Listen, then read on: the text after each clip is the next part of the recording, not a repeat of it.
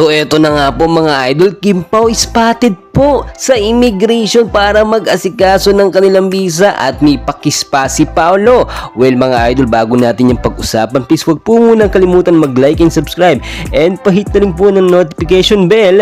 Maraming salamat po mga kaibigan. Spotted, nag-aasikaso na po ng visa. Eto nga po si Paolo Abilino at si Kim Chiu para sa kanilang nalalapit po na mall tour, no, sa kapamilya. At kung makikita po ninyo mga kaibigan, no, ay hindi naman talaga sila actually sabay na dumating sa immigration, no, para hindi po pagkaguluhan, at naka-face mask pa nga po para hindi masyadong makilala.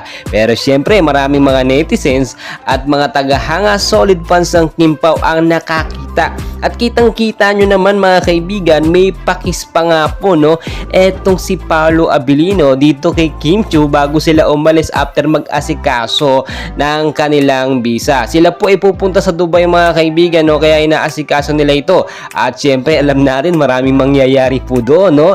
Talagang gagala at mamamasyal, magde-date sa ibang bansa. Kasama na rin po dyan ang dating nitong si Paolo Abilino at si Kim Chiu. Kung titignan nyo po mga kaibigan, inuunti-unti na tayo ng Kim Pao yung kanilang mga sweet moment, yung kanilang pagpapakita ng pagpapahalaga, no, at pagmamahal sa isa't isa ay nakikita at nahalata na natin.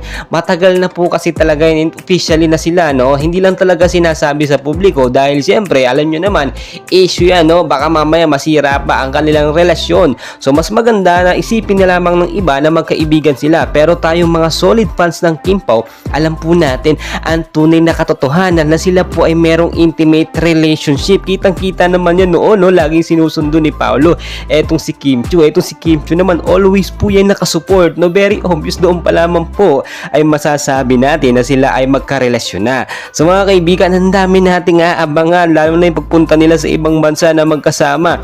Baka dito na nga po yung sinasabi natin, no, na mangyayari na hindi inaasahan. Alam nyo na po yun. So dyan lamang po kayo, and please huwag kalimutan po mag-like and subscribe. Maraming